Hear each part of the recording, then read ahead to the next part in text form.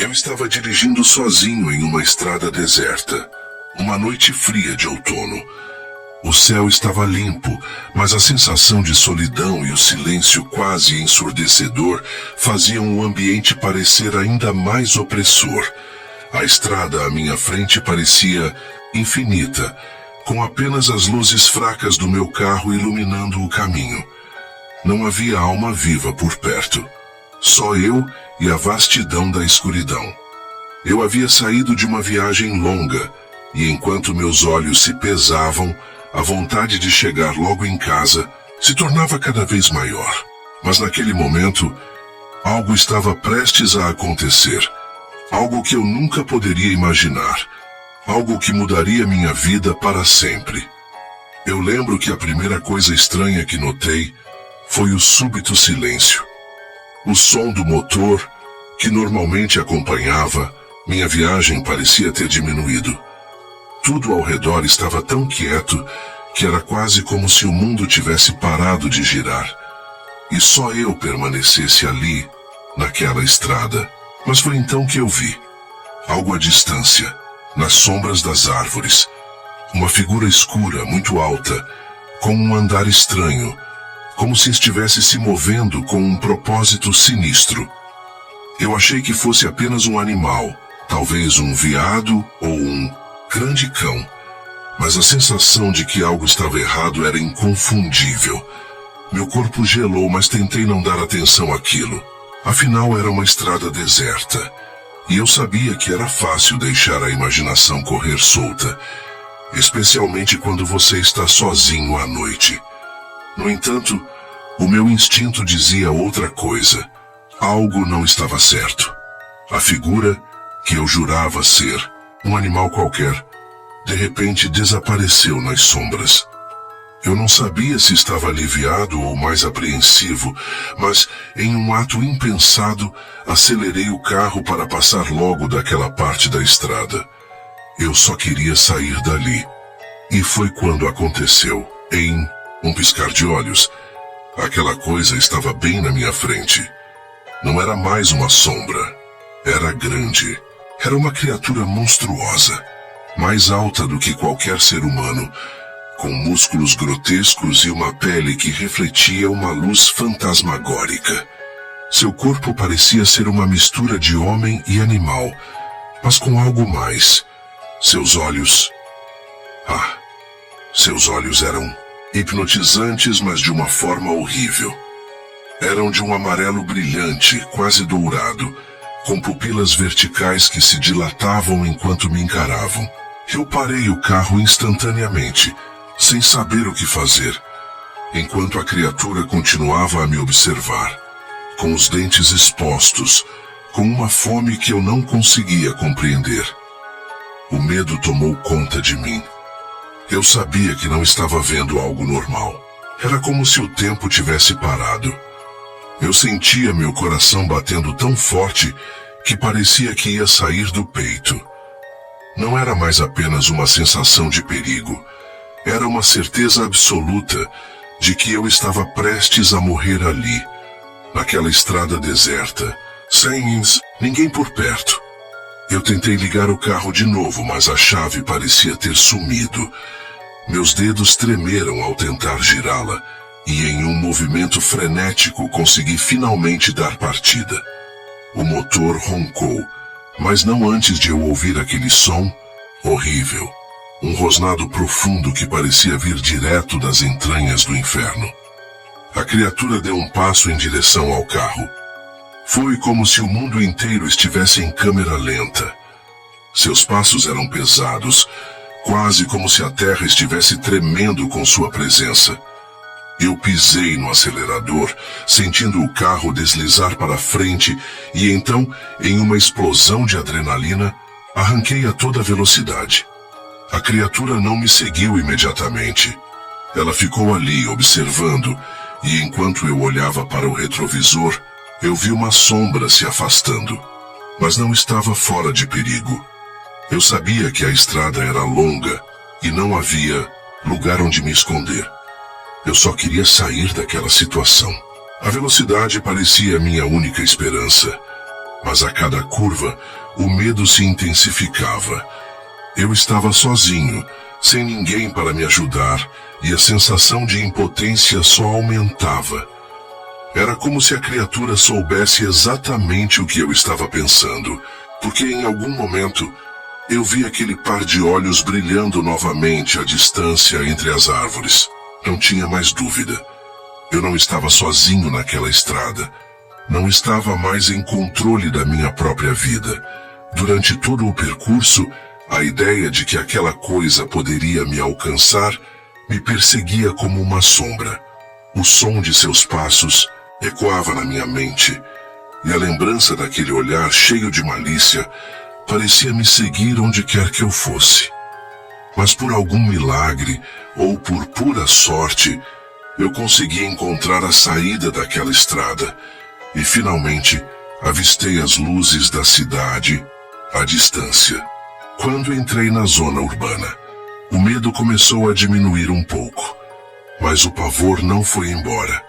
Eu sabia que tinha escapado por pouco, mas o que mais me assombrava era o fato de que, até hoje, ninguém acredita no que vi naquela noite.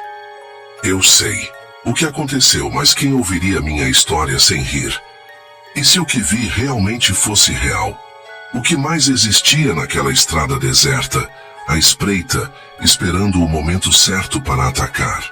Hoje, quando me lembro daquilo, ainda sinto o medo tomando conta de mim, como se eu estivesse ali novamente, como se, de alguma forma, a criatura estivesse me observando mais uma vez. Eu sei o que vi. E, se você já passou por algo semelhante, espero que tenha a coragem de acreditar. Eu, por mais que tente esquecer, nunca mais poderei sair à noite sozinho sem pensar naquela estrada deserta.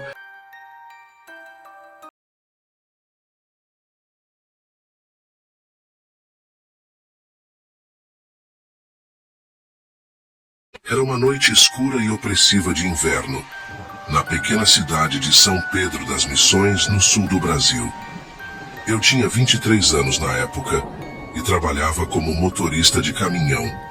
Minha rotina era cansativa, mas tranquila.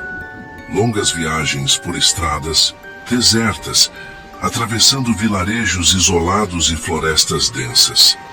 Sempre gostei dessa solidão, pois me permitia pensar, ouvir música e apreciar a vastidão da natureza ao redor. Mas houve uma noite durante uma dessas viagens que mudou para sempre a maneira como eu enxergava o mundo. Estava voltando de uma entrega em Porto Alegre, dirigindo pela BR-116, quando percebi que precisava abastecer o caminhão.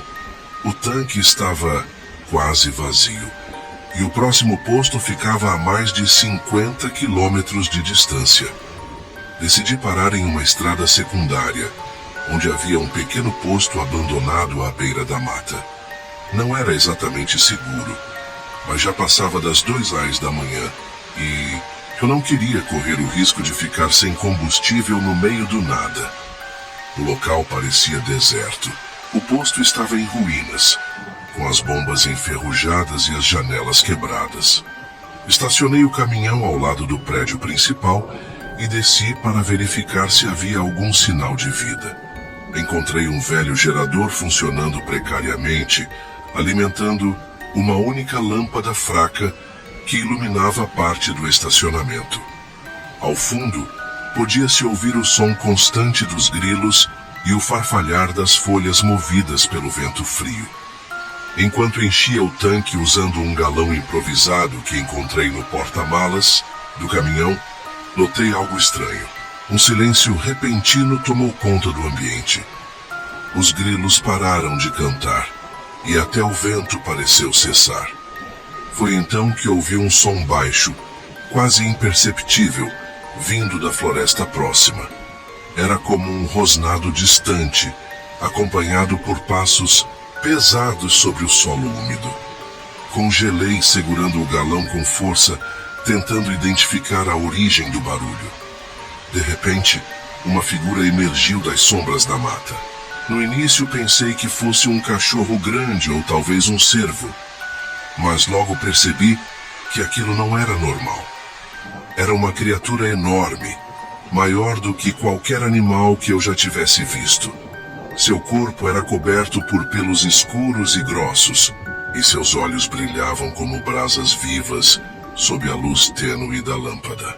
Ela andava de forma ereta, mas suas pernas eram curvadas como as de um lobo, e suas mãos ou patas terminavam em garras afiadas que arranhavam o chão enquanto ela caminhava.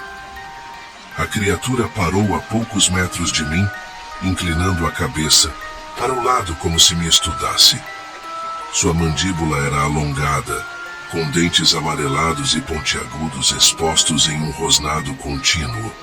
Senti meu coração disparar dentro do peito e minhas pernas começaram a tremer. Queria gritar, correr, fazer qualquer coisa, mas estava completamente paralisado de medo.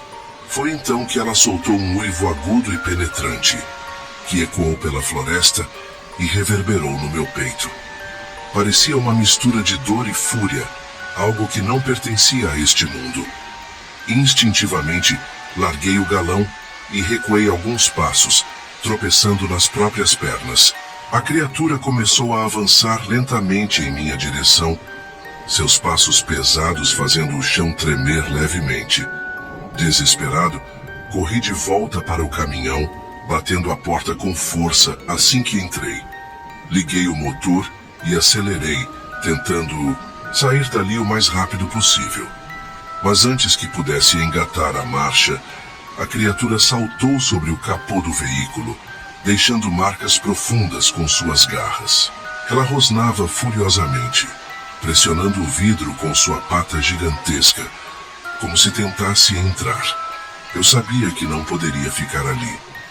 Com as mãos trêmulas, coloquei o caminhão em movimento e acelerei loucamente, mesmo com a criatura ainda agarrada ao capô. Depois de alguns segundos angustiantes, ela finalmente caiu no chão, rolando para longe enquanto eu ganhava velocidade. Olhei pelo retrovisor e vi sua silhueta imponente parada no meio da estrada, observando-me partir. Mesmo à distância, pude ver seus olhos brilhando intensamente, como dois faróis demoníacos na escuridão. Dirigi por horas sem parar, até chegar ao próximo posto de gasolina, onde finalmente consegui recuperar o fôlego. Meu corpo tremia tanto que mal conseguia segurar o volante. E minha mente estava inundada por imagens daquela criatura horrível. Quando contei aos frentistas o que havia acontecido, eles trocaram olhares preocupados e disseram que aquela região era conhecida por lendas de lobisomens. Alguns até mencionaram histórias de pessoas que desapareceram misteriosamente após passarem pelaquela estrada. Voltei para casa alguns dias depois, mas aquela noite nunca saiu da minha memória. Examinei o capô do caminhão e encontrei arranhões profundos como se tivessem sido feitos por facas enormes. Mostrei as marcas para amigos e familiares, mas ninguém soube explicar como elas haviam surgido. Algumas pessoas sugeriram que poderia ter sido um urso ou outro animal selvagem, mas eu sabia a verdade. Aquilo não era um animal comum. Desde então, evito dirigir à noite, especialmente em estradas isoladas. E sempre que vejo uma lua cheia brilhando no céu, sinto um arrepio percorrer minha espinha. Ainda hoje, às vezes acordo suando frio, com o som daquele uivo ecoando em meus ouvidos. É como se a criatura estivesse me lembrando de que em algum lugar lá fora, o limite entre o homem e o monstro é mais tênue do que imaginamos. Essa experiência me ensinou que algumas lendas não são apenas histórias contadas ao redor de uma fogueira. Às vezes, elas são avisos.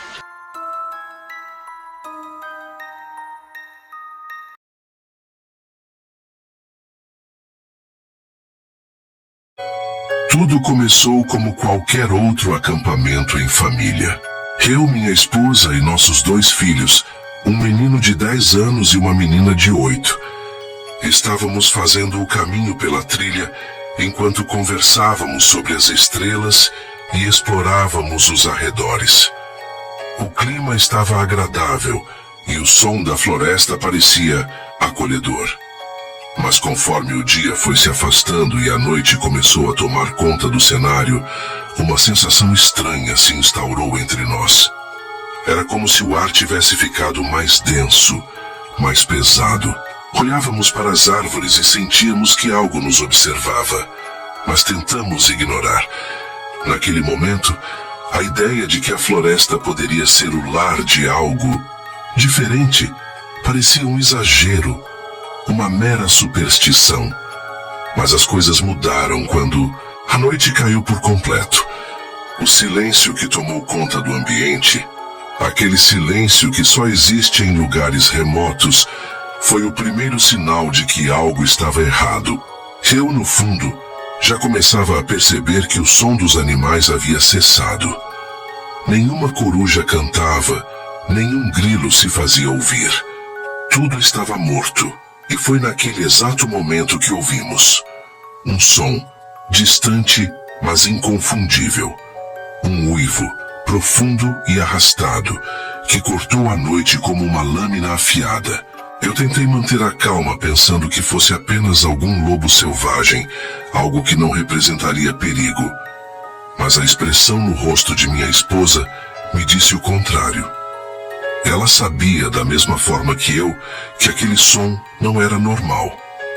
O uivo ecoou mais uma vez, desta vez muito mais próximo. Foi então que o medo começou a se espalhar entre nós. Eu procurei por sinais de outras pessoas nas redondezas, mas tudo o que encontrávamos era a escuridão. As árvores à nossa volta pareciam se fechar, isolando-nos ainda mais. No momento em que começamos a ouvir os passos pesados e arrastados, não precisávamos mais de explicações. Estávamos sendo observados por algo grande, algo predador. Meu coração disparou, e sem dizer uma palavra, comecei a mover a família para uma área mais alta da trilha, onde poderia ser mais difícil de nos alcançarem. Mas o que aconteceu a seguir foi ainda pior. De repente, uma figura apareceu à nossa frente.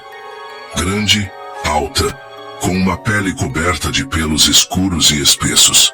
Seus olhos, amarelos como a lua cheia, brilharam no meio da escuridão, e o ar se gelou imediatamente. Era um lobisomem, ou pelo menos algo que eu não poderia nem tentar descrever como qualquer animal que eu conhecia. Não era uma fera comum. Aquela criatura parecia uma combinação de homem e lobo, mas de um jeito distorcido, monstruoso. A tensão foi crescendo a cada segundo. Eu, sem saber o que fazer, pedi que minha esposa e as crianças corressem na direção oposta. Mas o medo nos paralisou. A criatura avançou, rosnando baixinho, como se estivesse saboreando o momento. O som do rosnado era como um presságio de algo horrível, algo inevitável. Eu me virei para tentar espantar a criatura, procurando uma pedra ou um galho para me defender, mas a criatura estava muito rápida, muito ágil. Minha esposa gritou, que na fração de segundo em que virei para vê-la, a criatura avançou na direção deles. Foi uma cena de desespero. Eu vi o olhar de pânico nos olhos de minha filha e senti meu coração afundar, mas não consegui chegar a tempo de impedi-la. O lobisomem saltou, suas garras afiadas cortando o ar com uma precisão mortal. E em um grito abafado, a cena se tornou um borrão. Eu, desesperado, me joguei na frente, empurrando a criatura, tentando desesperadamente lutar, mas era inútil. Ela era mais forte, mais rápida, mais imensa do que qualquer um de nós. A luta parecia interminável, uma mistura de terror, adrenalina e impotência. Lembro-me de ver o corpo de minha esposa sendo arrastado para longe, enquanto ela ainda tentava lutar para se manter viva. O som das garras arranhando o chão e os gritos eram a única coisa que eu ouvia. O medo era palpável, mas eu não sabia o que fazer. Não tinha nada para enfrentar aquela criatura. Foi quando, por um milagre, meu filho, ainda em choque, conseguiu correr até um abrigo improvisado que havíamos montado. Ele encontrou uma faca que usávamos para cortar lenha. Ele a empunhou com mais coragem do que eu, com mais bravura do que qualquer um poderia esperar. Ele, com a força que ainda restava, gritou para distrair a criatura, atraindo sua atenção. Por um momento. Esse momento foi o suficiente para nós escaparmos, para correr o mais rápido possível e encontrar um ponto seguro. Eu ainda lembro da criatura, lá no fundo da trilha, desaparecendo na escuridão, como se estivesse à espera do próximo movimento. Mas, de alguma forma, conseguimos sobreviver. Não sabemos ao certo como. Os meses seguintes foram um inferno para nossa família. O lamento da nossa perda, o trauma, a dor daquilo que aconteceu naquela noite ainda nos persegue. E todos os dias, ao pensar naquela floresta, ao ouvir um uivo distante, perguntamos: o que exatamente nos caçou naquela noite? E o que mais ainda habita naquela floresta? A maldição daquela noite permanece, e o lobo que caçou nossa família continua à espreita, aguardando a próxima vítima.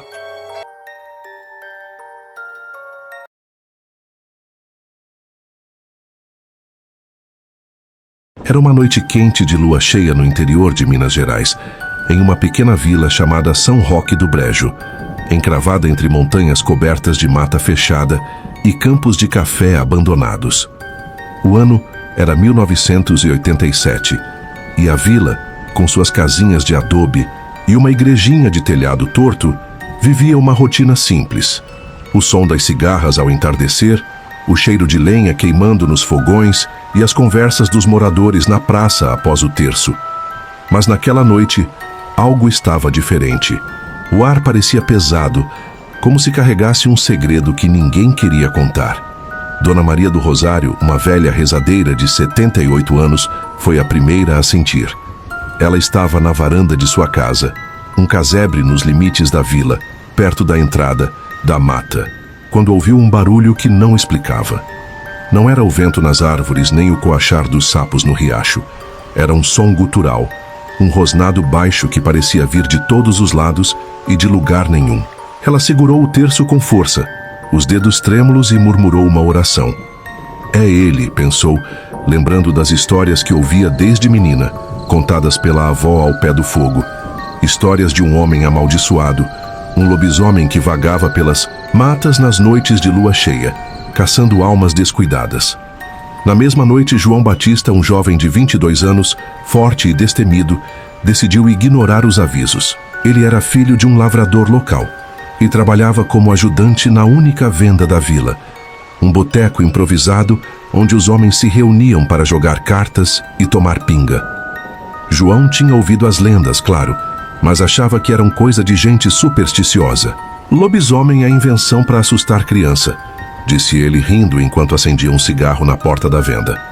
Mas naquela noite, ele precisava atravessar a mata para levar um remédio à tia, Dona Zefa, que morava do outro lado do morro, a uns 3 quilômetros dali. A tia estava com febre alta e o remédio não podia esperar até o amanhecer. Com uma lanterna na mão e um facão pendurado na cintura, João saiu da vila por volta das 10 da noite. A lua estava alta, iluminando o caminho de terra batida que serpenteava entre as árvores. Ele assobiava uma moda de viola para espantar o silêncio, mas à medida que avançava, o som das cigarras foi diminuindo, como se a mata inteira estivesse prendendo o fôlego. De repente, a lanterna piscou e apagou. João xingou baixinho, batendo no aparelho, mas nada. Ele parou tentando se orientar pela luz da lua quando ouviu um estalo seco, como um galho quebrando. Virou-se rápido, o coração acelerando. "Quem? Tá aí?" gritou a voz ecoando sem resposta. Foi então que ele viu. A uns 20 metros entre as árvores, 2 luzes brilhavam na escuridão. Olhos, grandes e amarelados, fixos nele. não eram de um cachorro ou de uma onça. Eram altos demais, quase na altura de um homem em pé. João congelou, o facão tremendo na mão. O ar ficou gelado e um cheiro forte, como de terra úmida e carne podre, invadiu suas narinas. Antes que pudesse reagir, um vulto imenso saltou das sombras. Uma criatura que não era nem homem nem animal, mas algo horrível entre os dois. O pelo negro brilhava sob a lua. As garras rasgavam o chão e os dentes longos e afiados reluziam em um focinho deformado. João gritou, mas o som foi abafado por um uivo que fez a mata inteira tremer. Na vila, Dona Maria ouviu o grito cortante, vindo da mata. Ela caiu de joelhos, o terço escapando das mãos, e começou a rezar mais alto, pedindo proteção contra o mal que sabia estar acordado. Enquanto isso, os poucos moradores que ainda estavam acordados correram para suas casas, trancando portas e janelas. Ninguém ousava falar, mas todos sabiam. O lobisomem havia encontrado sua presa. No dia seguinte, o sol nasceu tímido, escondido por nuvens escuras. Um grupo de homens da vila, liderados por seu Zé, o dono da venda, decidiu procurar João. Eles o encontraram a meio caminho do morro, ou melhor, o que restava dele. O corpo estava despedaçado, como se algo o tivesse rasgado com fúria.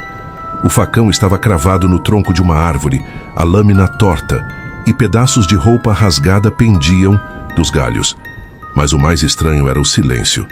Nenhum pássaro cantava, nenhum inseto zumbia. A mata parecia morta. A notícia correu rápido. Alguns diziam que era obra de uma onça braba. Outros murmuravam sobre a maldição antiga. Dona Maria, porém, sabia a verdade. Ela conhecia a lenda do lobisomem de São Roque do Brejo, uma história que remontava ao tempo dos avós dela.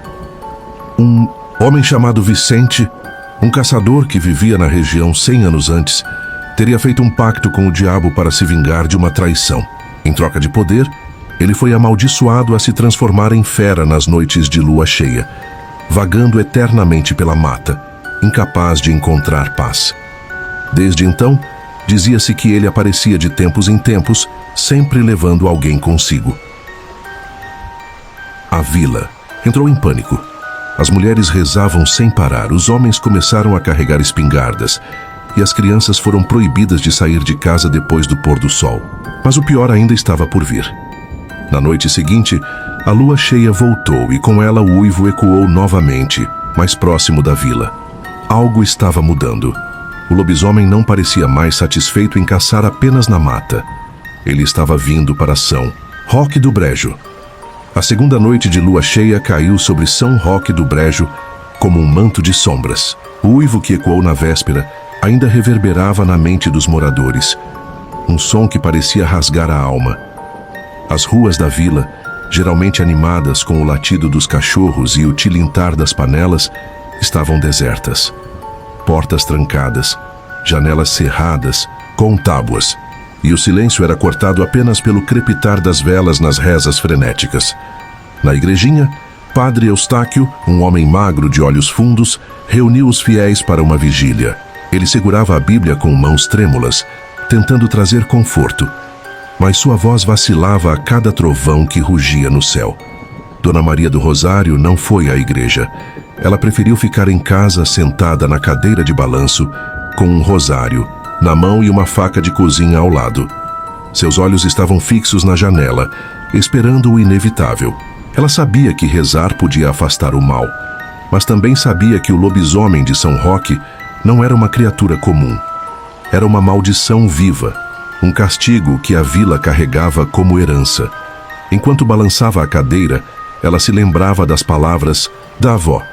Vicente não descansa porque a traição nunca foi perdoada. Ele caça até que o sangue lave o erro. Dona Maria nunca entendeu o que isso significava, mas naquela noite, ela sentiu que a resposta estava próxima. Enquanto isso, seu Zé, o dono da venda, organizou um grupo de homens para proteger a vila. Eram 5 ao todo. Ele, o ferreiro Manuel, o jovem Pedro, que sonhava em ser policial, o velho Tonho, que dizia ter enfrentado onça com as mãos nuas, e o caçador Elias, o mais quieto do grupo, mas o único que parecia não ter medo. Armados com espingardas de cartucho, facões e lanternas, eles se posicionaram na entrada da vila, perto da estrada que levava à mata. A ideia era simples: se o bicho aparecesse, eles atirariam até que parasse de se mexer. Mas havia um problema. Elias, que conhecia a mata como ninguém, avisou: não é onça nem bicho normal. Quem já viu onça arrancar braço e deixar o corpo para trás? Isso é coisa do outro mundo. O grupo ficou em silêncio, o vento soprando frio entre eles. A lua estava no auge, um disco prateado que iluminava tudo com uma claridade quase sobrenatural. Foi Pedro quem viu primeiro. Ele apontou para a mata, a mão tremendo. Olha lá, entre as árvores, os mesmos olhos amarelos brilhavam, agora mais próximos, quase na borda da estrada. Antes que alguém pudesse reagir, um vulto gigantesco emergiu da escuridão. Era o lobisomem, maior do que qualquer um imaginava. Com quase 3 metros de altura, o corpo coberto de pelo negro e músculos que pareciam cordas retorcidas. Os dentes brilhavam como lâminas e as garras, longas como facas, arranhavam o chão, deixando sulcos profundos. "Atira!" gritou seu Zé, levantando a espingarda. Um estrondo cortou a noite, seguido por outros. As balas atingiram a criatura, mas ela não caiu. Pelo contrário, soltou um uivo tão alto que os homens taparam os ouvidos, sentindo o chão tremer. Manuel, o ferreiro, avançou com o facão, mas o lobisomem foi mais rápido. Com um golpe, arrancou o braço dele como se fosse papel. Manuel caiu gritando, o sangue jorrando na terra seca. O grupo entrou em pânico. Tonho disparou correndo para a vila, enquanto Pedro ficou paralisado, a espingarda caindo das mãos. Elias foi o único que não recuou. Ele sacou uma faca de prata que carregava no cinto, um presente de um curandeiro que conhecera anos antes, e enfrentou a fera. Na vila, o som dos tiros e gritos chegou como um aviso. Padre Eustáquio parou a oração, os fiéis se entreolhando em desespero. "Ele está aqui", murmurou uma mulher, abraçando os filhos. De repente, a porta da igreja tremeu com um impacto violento. Um segundo golpe, e as tábuas cederam, revelando a criatura. O lobisomem entrou, o focinho farejando o ar, os olhos fixos nas pessoas encolhidas entre os bancos. O padre ergueu o crucifixo, gritando versículos da Bíblia, mas a fera avançou, derrubando-o com um tapa que o jogou contra o altar. O caos tomou conta. Gritos, correria, crianças chorando. A igrejinha virou um inferno. Enquanto isso, na casa de Dona Maria, o barulho da vila a fez levantar da cadeira. Ela pegou a faca e caminhou até a porta, decidida a enfrentar o que viesse. Mas antes que pudesse abrir, algo bateu contra a parede dos fundos. A casa inteira sacudiu e o som de madeira rachando encheu o ar. Ela virou-se lentamente e viu a criatura forçando a janela, as garras arrancando pedaços do batente. Seus olhos encontraram os dela, e por um instante, Dona Maria jurou ter visto algo humano neles, uma dor antiga, um pedido de socorro. Mas o momento passou, e o lobisomem abriu a boca, soltando um rosnado que fez os vidros da casa vibrarem. Do lado de fora, Elias ainda lutava. Ele conseguiu acertar a fera com a faca de prata, cravando-a no ombro da criatura. O lobisomem recuou, uivando de dor, e pela primeira vez pareceu vulnerável. Mas antes que Elias pudesse atacar de novo, a fera se virou e correu para a mata, deixando um rastro de sangue escuro. O caçador caiu de joelhos, ofegante, enquanto Manuel gemia ao seu lado quase inconsciente. A vila ficou em ruínas naquela noite. 3 pessoas morreram na igreja, incluindo o padre, e Manuel perdeu muito sangue, pendurado entre a vida e a morte. Mas o pior era o sentimento que pairava no ar. O lobisomem não tinha terminado. Dona Maria, que sobreviveu por um triz, sabia disso. Enquanto limpava o sangue da faca, ela decidiu que precisava agir. A lenda dizia que a maldição podia ser quebrada, mas para isso era preciso encontrar a origem, o túmulo de Vicente, escondido em algum lugar na mata. Com a próxima lua cheia a apenas um dia de distância, ela chamou Elias e os poucos, corajosos que restavam. Era hora de enfrentar o monstro de uma vez por todas. O dia seguinte, em São Roque do Brejo, amanheceu cinzento, com um céu carregado de nuvens que pareciam sufocar a vila. O cheiro de morte e medo impregnava o ar, misturado ao aroma de terra molhada de uma chuva que nunca caía. Os sobreviventes da noite anterior se reuniram na casa de Dona Maria, um grupo pequeno e exausto. Ela, Elias, o caçador de olhar firme, Pedro, ainda abalado, mas disposto a ajudar, e Dona Clara, uma viúva silenciosa que perdera o filho na igreja e agora carregava uma espingarda como se fosse sua última razão de viver. Manuel, o ferreiro, não resistiu à hemorragia e morreu ao amanhecer, aumentando a urgência de acabar com a ameaça antes da próxima lua cheia. Dona Maria tomou a frente. Com a voz rouca, mas decidida, ela contou o que sabia sobre Vicente, o homem que dera origem ao lobisomem. Minha avó dizia que ele foi traído por alguém da vila, um amigo ou até família. Mataram ele por inveja, mas antes de morrer, ele fez um pacto nas trevas.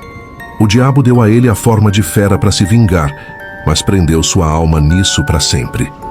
Ela acreditava que o túmulo de Vicente, perdido na mata, era a chave. Se a gente queimar os ossos com sal e água benta, a maldição acaba. É o que os ídolos antigos faziam. Elias assentiu, a faca de prata ainda manchada de sangue na mão. Então a gente acha o túmulo antes que a lua suba. O grupo partiu ao meio-dia, carregando lanternas, armas, um frasco de água benta que Dona Clara pegou na igreja destruída e um saco de sal grosso.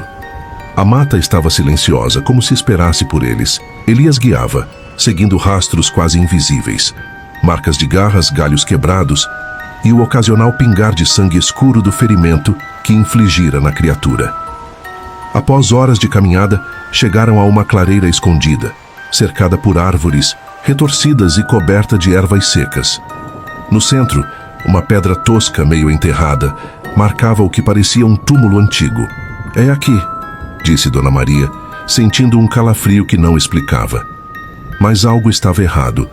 Enquanto Elias e Pedro cavavam, o chão começou a tremer. Um vento gelado soprou, apagando as lanternas, e um uivo cortou o ar, mais alto e furioso que nunca. O lobisomem surgiu da mata como uma tempestade, os olhos amarelos brilhando com ódio. Ele estava maior, o pelo eriçado, e o ferimento no ombro parecia não o incomodar mais. Pedro disparou a espingarda, mas a criatura esquivou-se com uma velocidade impossível, derrubando-o com um golpe que o jogou contra uma árvore. Dona Clara gritou e atirou, acertando o flanco da fera, mas o lobisomem apenas rosnou e avançou contra ela, cravando as garras em seu peito. Ela caiu sem vida, a espingarda rolando na terra. Elias enfrentou a criatura mais uma vez, a faca de prata cortando o ar. Ele conseguiu acertar o pescoço do lobisomem, arrancando um jato de sangue negro, mas a fera revidou, rasgando seu braço, com um golpe brutal. Ele caiu gemendo de dor, enquanto Dona Maria, com o terço na mão, gritava orações contra o vento. A situação parecia perdida, mas então Pedro, recuperando-se do impacto, correu até o túmulo e terminou de cavar. Sob a pedra havia ossos humanos, velhos e quebradiços, envoltos em trapos podres. "Agora!", gritou Dona Maria. Ela jogou o sal sobre os ossos, enquanto Pedro despejava na água benta. Elias, mesmo ferido, arrastou-se até ali e acendeu um fósforo, jogando-o na cova. As chamas subiram rápido, lambendo os ossos com um crepitar sobrenatural. O lobisomem parou, como se sentisse o fogo em seu próprio corpo. Ele soltou um uivo de agonia, o som ecoando pela mata, e começou a se contorcer. O pelo caiu em tufos, as garras encolheram, e aos poucos a forma monstruosa deu lugar a algo humano. Um homem magro, de pele pálida e olhos fundos, vestido em farrapos. Era Vicente, ou o que restava dele. Ele olhou para Dona Maria, os olhos cheios de lágrimas. "Obrigado", murmurou a voz fraca, antes de desmoronar em cinzas que o fogo consumiu por completo. O silêncio voltou à clareira, pesado e final. Os ossos na cova queimaram até virar pó, e com eles, a maldição que assombrara São Roque do Brejo por mais de um século. Os 3 sobreviventes, Dona Maria, Elias e Pedro, voltaram à vila ao amanhecer, carregando os corpos de Dona Clara e os ferimentos de uma noite que nunca esqueceriam. A lua cheia desapareceu no horizonte e, pela primeira vez em dias, os pássaros voltaram a cantar. A vila enterrou seus mortos e a história do lobisomem virou lenda outra vez, contada em sussurros ao redor das fogueiras. Mas Dona Maria sabia que não era só uma história. Ela guardou o terço e a faca, prometendo nunca mais duvidar das palavras da avó. Anos depois, em 1995, um pesquisador de folclore visitou São Roque do Brejo e ouviu o relato.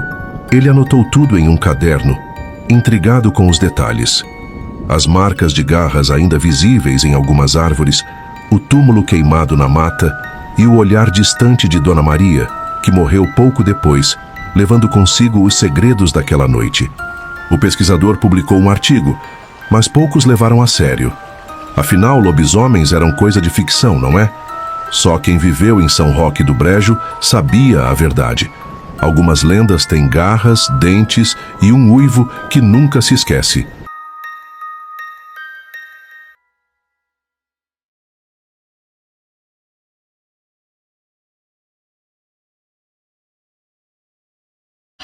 O ar era quente e úmido quando finalmente cheguei à pequena vila de São Tomé, no interior da Bahia. A estrada de terra, cercada por árvores densas e uma paisagem desértica de placas envelhecidas e casas de telhados de barro, parecia guardar segredos que se recusavam a ser compartilhados. A vila tinha o cheiro de mato, lenha e café fresco, misturados com algo mais, algo que eu não conseguia identificar, mas que fazia o estômago revirar levemente. Eu estava ali para visitar minha tia-avó Clara, a última sobrevivente da nossa família que ainda morava naquela região. Era um refúgio simples, um lugar para escapar do caos da cidade e, talvez, me reconectar com minhas raízes. Clara me recebeu com um abraço caloroso e uma mesa posta com carne seca, arroz e um caldo quente, típico da região. É bom ter você aqui, menino. A última vez que te vi, você era pequeno. Ainda tinha medo do escuro, né? Disse ela, rindo. Acho que ainda tenho, tia, respondi, brincando, mas sentindo uma pontada de verdade no que disse. A noite chegou rapidamente, como se a escuridão estivesse ansiosa para engolir aquele lugar. Sob a luz fraca de uma lamparina, Clara me contou histórias sobre a vila.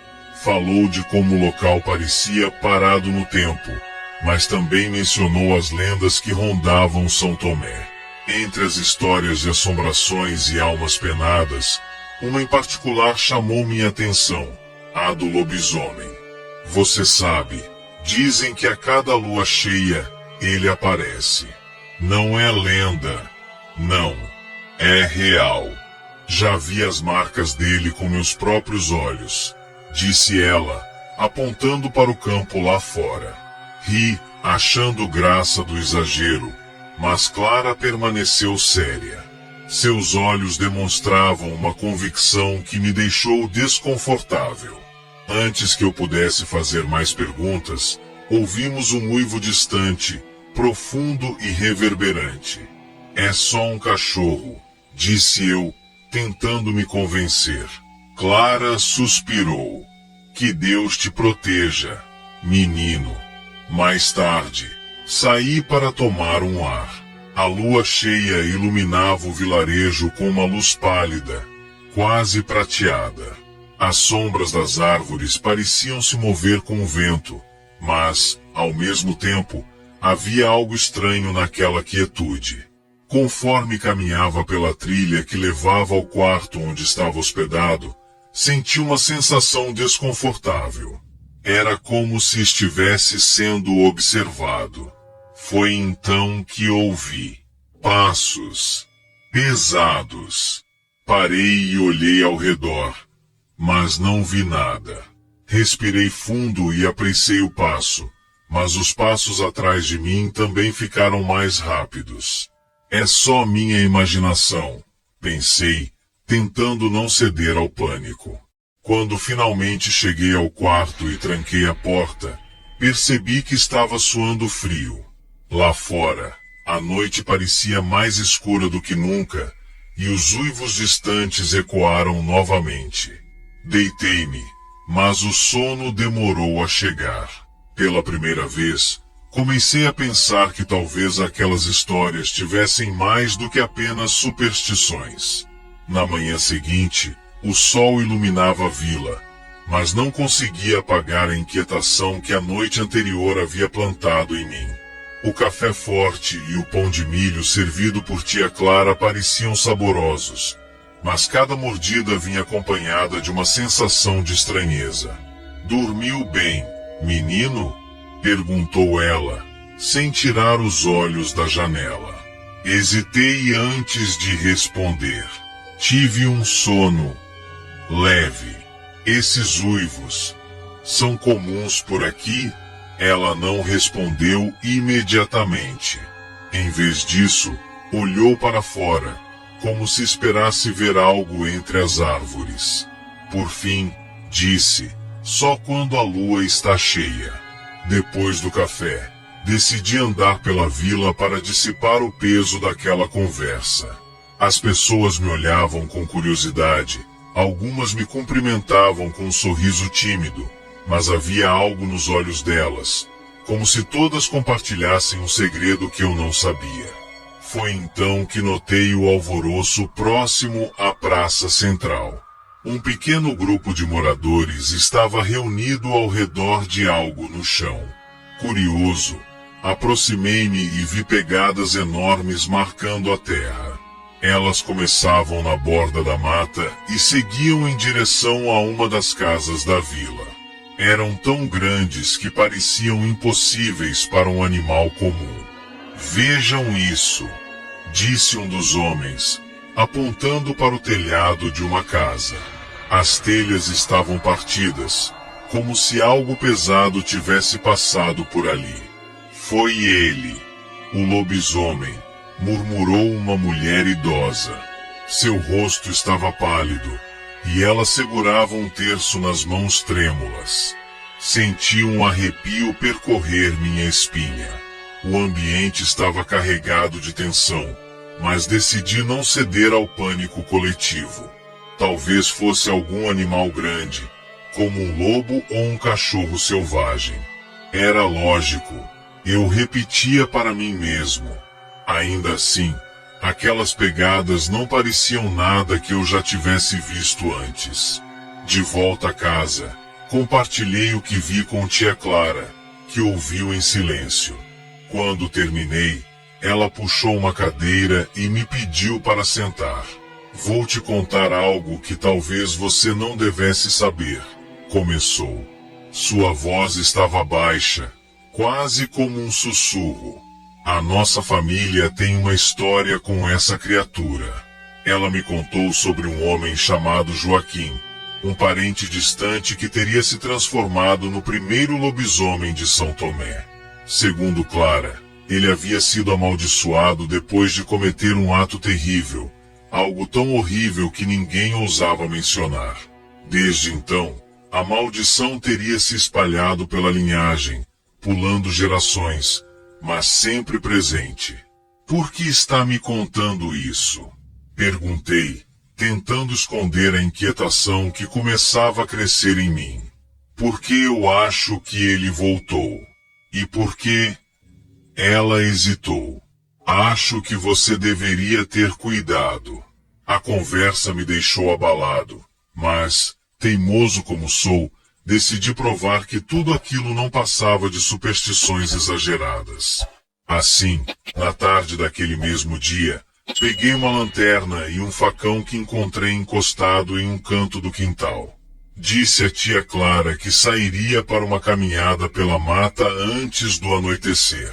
Ela tentou me convencer a não ir, mas eu ignorei seus avisos. O sol já começava a se pôr quando entrei na mata. O silêncio ali era diferente, pesado. Era como se a floresta inteira estivesse segurando a respiração. Caminhei por uma trilha quase apagada, observando as árvores retorcidas e o chão coberto por folhas úmidas. Depois de algum tempo, encontrei algo que fez meu coração disparar. Marcas profundas em uma árvore. Pareciam garras enormes. Mais adiante, pelos grossos estavam presos a galhos baixos. A ideia de um animal selvagem ainda fazia sentido, mas meu desconforto crescia a cada passo. Subitamente, ouvi um som atrás de mim. Um estalo seco, como um galho se partindo sob o peso de algo pesado. Virei-me rapidamente, mas não vi nada além de sombras. O medo começou a ganhar espaço, e decidi que já era hora de voltar. No caminho de volta, a sensação de ser observado tornou-se insuportável. Olhei para trás mais vezes do que gostaria de admitir, mas o que quer que estivesse ali parecia brincar comigo, se escondendo sempre que eu tentava encontrar algo. Quando finalmente saí da mata e avistei a casa de Clara, soltei um suspiro aliviado. Mas, no fundo, eu sabia que havia algo lá dentro da floresta. Algo que não era apenas uma história de pescador. A noite caiu como um manto pesado, trazendo consigo um silêncio inquietante. Mesmo dentro da casa de Clara, eu sentia que algo me cercava, como se a escuridão lá fora estivesse viva. A luz trêmula da lamparina lançava sombras nas paredes, fazendo com que cada canto parecesse esconder segredos. Clara, visivelmente tensa, insistiu em fechar todas as janelas e trancar as portas. Ela pendurou um terço na maçaneta da entrada e acendeu uma vela no centro da mesa. Sua voz estava baixa e urgente quando me chamou para sentar. "Você precisa ouvir isso", começou ela. Quando Joaquim foi amaldiçoado, a lenda dizia que o lobisomem não apenas trazia morte, mas também procurava um sucessor. Ele persegue aqueles que têm o sangue da sua linhagem. Eu ri nervosamente. "Tia, isso parece uma dessas histórias que contam para assustar crianças." Mas antes que ela pudesse responder, um uivo longo e aterrador ecoou pela noite. Era diferente de qualquer som que eu já tivesse ouvido antes. Grave, rouco e com uma tonalidade quase humana. Minha respiração ficou pesada e Clara agarrou meu braço com força. "Está perto." Segundos depois, o caos começou. Um som de algo pesado se chocando contra uma porta ecoou da casa vizinha. Ouvi gritos abafados, seguidos de mais uivos. Olhei pela janela e vi vultos correndo pela vila. Os moradores estavam em pânico, trancando-se dentro de suas casas enquanto o lobisomem avançava pela rua principal. "Fique aqui", Clara ordenou, mas eu não consegui me conter. Peguei o facão que havia trazido da mata e saí pela porta, movido por uma mistura de medo e adrenalina. A cena lá fora era apavorante. Sob a luz pálida da lua cheia, vi a criatura pela primeira vez. Era imensa, com pelo escuro e olhos amarelos que brilhavam com uma ferocidade sobrenatural. Suas garras brilhavam como lâminas, e seu corpo musculoso parecia feito para matar. Ele estava sobre um dos moradores, que gritava desesperadamente enquanto tentava se desvencilhar. Sem pensar, gritei para chamar a atenção da criatura. Os olhos do lobisomem se fixaram em mim, e naquele momento, senti o verdadeiro peso da minha imprudência. Ele largou a vítima e começou a avançar na minha direção. Eu corri. Minha mente gritava para que eu continuasse me movendo, mas a visão periférica daquele vulto monstruoso me seguia de perto. Cada passo parecia um estrondo, e o som de sua respiração ofegante me alcançava como um aviso de morte. Segui em direção à mata, esperando despistá-lo entre as árvores. No entanto, era como se ele conhecesse cada atalho, cada curva da trilha. A perseguição parecia interminável, e o ar pesado da floresta dificultava minha respiração. De repente, meu pé escorregou, e eu caí por uma ribanceira. Rolei desajeitadamente até parar em um pequeno buraco, escondido por galhos e folhas. Meu corpo doía, mas minha mente estava focada em um único pensamento: sobreviver. O lobisomem parou no topo da ribanceira, farejando o ar. Eu prendi a respiração, tentando não fazer nenhum som, enquanto via suas garras arranharem o tronco de uma árvore próxima. Sua cabeça se virou lentamente em minha direção, e por um momento, pensei que ele iria descer. Mas então, um som distante, talvez outro morador gritando, chamou sua atenção. Ele se afastou, desaparecendo na escuridão da mata. Eu não me mexi por vários minutos, temendo que ele pudesse voltar. Quando finalmente me levantei, senti um alívio momentâneo, mas também sabia que aquele encontro não tinha acabado. Cambaleei até uma velha capela que havia visto durante a tarde. As portas estavam entreabertas, e o interior parecia abandonado há décadas. Era o único lugar onde eu podia me esconder, talvez preparar alguma defesa. Ajoelhado no chão de pedra fria, segurando o facão com força, tentei acalmar meus pensamentos. Mas lá no fundo, algo me dizia que o lobisomem não havia apenas me escolhido como presa. Havia algo mais. Algo que eu não conseguia entender, mas que me fazia sentir parte daquela noite aterrorizante de uma maneira que eu não queria admitir. A luz da lua cheia atravessava as janelas quebradas da capela, e o som distante de outro uivo trouxe de volta a certeza. Ele voltaria.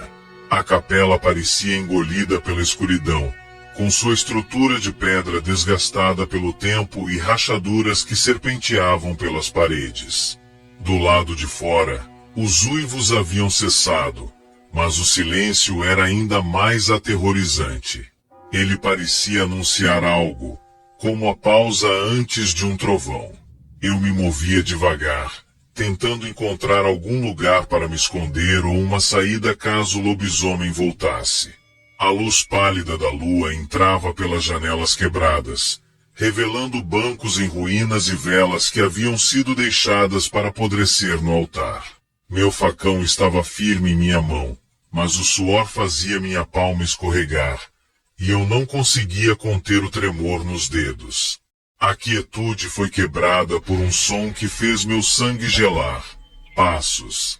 Não humanos. Eram pesados, lentos e metódicos, como se a criatura estivesse saboreando o momento.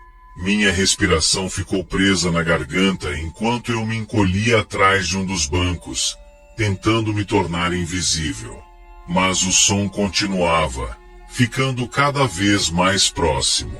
Então, um grunhido grave reverberou pela capela, seguido pelo arranhar de garras contra a pedra. Ele estava ali. Eu me forcei a olhar. Atrás de uma das colunas, uma sombra monstruosa surgiu, seus olhos amarelos brilhando na penumbra. O lobisomem caminhava lentamente, farejando o ar, como se tivesse certeza de que eu estava por perto. Seus músculos se moviam com uma fluidez assustadora, e suas garras reluziam à luz da lua. O medo me consumia, mas algo dentro de mim, talvez o puro instinto de sobrevivência, me fez agir. Esperei que ele se aproximasse mais um pouco, ajustando o facão em minha mão. Quando o lobisomem virou em minha direção, eu saltei, atacando com toda a força que consegui reunir. O facão cortou o ar e atingiu seu ombro, arrancando um uivo de dor que fez as paredes da capela tremerem. Ele se afastou, mas não caiu. Em vez disso, ficou ainda mais furioso. Sua boca cheia de presas abriu-se em um grito animalesco, e ele avançou sobre mim. A luta foi brutal. Cada movimento dele era rápido e feroz, e eu mal conseguia acompanhar. Usei os bancos e as colunas da capela como barreiras, tentando manter distância enquanto desferia golpes desesperados. Mas ele era forte. Cada vez que se aproximava, sentia o impacto de suas garras rasgando o ar ao meu redor. Em um momento de descuido, ele me derrubou. Seu peso esmagador me prendeu contra o chão, e senti suas garras arranharem meu braço, deixando um rastro de dor lancinante. O facão escorregou da minha mão e caiu longe. Eu sabia que aquilo poderia ser o fim. Mas, com um último esforço, alcancei uma vela de ferro caída no chão e golpeei sua cabeça. Ele cambaleou, me dando tempo para recuperar o facão. Com um grito que era metade medo, metade raiva, golpeei seu peito. O lobisomem urrou, e algo estranho aconteceu. Sua figura começou a tremer, como se estivesse perdendo a forma. Seus grunhidos tornaram-se gemidos humanos, e, para meu horror, ele começou a se transformar.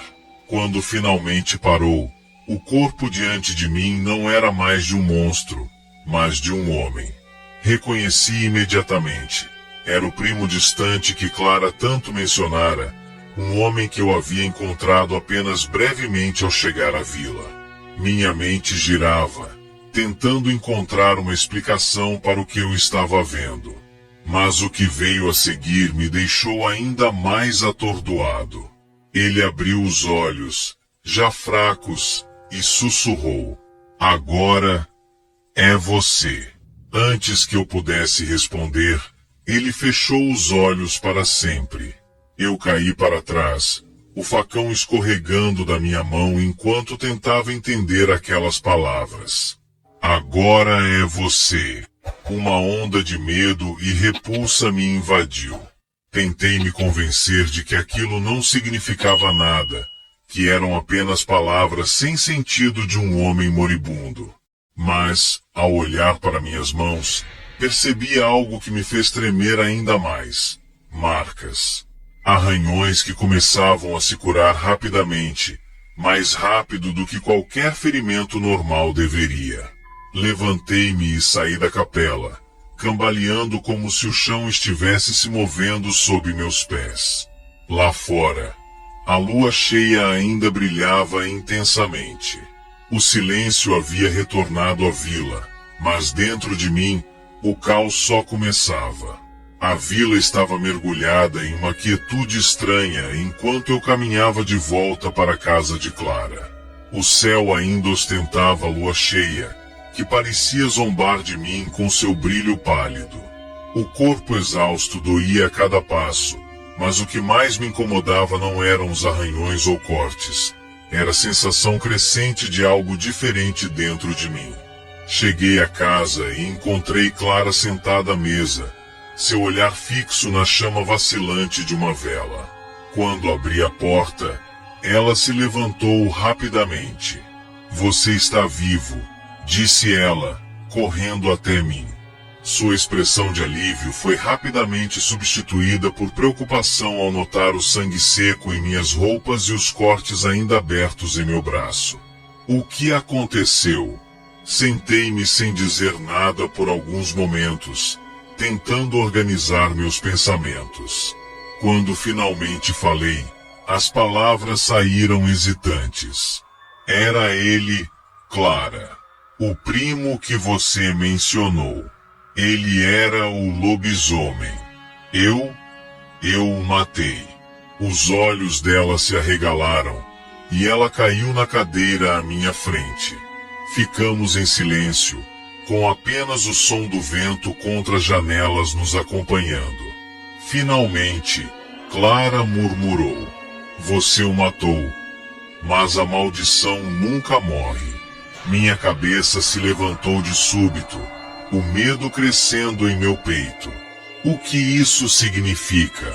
Ela olhou para o meu braço, onde os cortes já começavam a cicatrizar de forma incomum, deixando apenas linhas finas como lembranças recentes. Seus olhos se encheram de lágrimas. Significa que a maldição escolheu um novo portador. Balancei a cabeça, negando veementemente. Não, isso não pode estar acontecendo. Eu não acredito nisso. Você pode negar o quanto quiser, disse Clara, com um tom pesado. Mas a lua cheia irá revelar a verdade. Por dentro, eu sabia que ela estava certa. Desde o momento em que saí da capela, havia algo diferente. Meus sentidos estavam mais aguçados. Eu podia ouvir o vento balançando folhas distantes e sentir o cheiro da cera queimando na vela de Clara com uma nitidez que nunca tivera antes. Minha mente recusava-se a aceitar, mas meu corpo já sabia a resposta. Nos dias que se seguiram, tentei ignorar o que estava acontecendo. Trabalhei para ajudar os moradores a reconstruírem suas casas e confortar as famílias que haviam perdido entes queridos na noite do ataque. Mas cada pequeno detalhe ao meu redor parecia amplificado. O som das conversas sussurradas, os olhares desconfiados, os cheiros que antes eram imperceptíveis. As pessoas começaram a evitar contato comigo. Elas não precisavam saber o que eu havia enfrentado. O medo estava gravado em seus olhares. Eu era um estranho para eles, um forasteiro que estava no lugar errado na hora errada. Na terceira noite após o ataque, decidi partir. Eu sabia que não poderia ficar em São Tomé. Não com o que havia acontecido. Não com o que eu estava me tornando. Clara não tentou me impedir. Apenas lembre-se, disse ela enquanto eu arrumava minhas coisas. A maldição não pode ser quebrada, mas você pode escolher como viver com ela. Aquelas palavras ficaram comigo enquanto deixava a vila ao amanhecer. Enquanto caminhava pela estrada de terra batida, uma sensação estranha começou a tomar conta do meu corpo. Era como se algo estivesse crescendo dentro de mim, uma presença que não era completamente minha. O sol se pôs lentamente, e eu comecei a perceber mudanças mais profundas. Meus músculos estavam mais tensos, e minha pele parecia formigar. Quando a lua cheia finalmente surgiu no céu, a dor veio como uma onda avassaladora.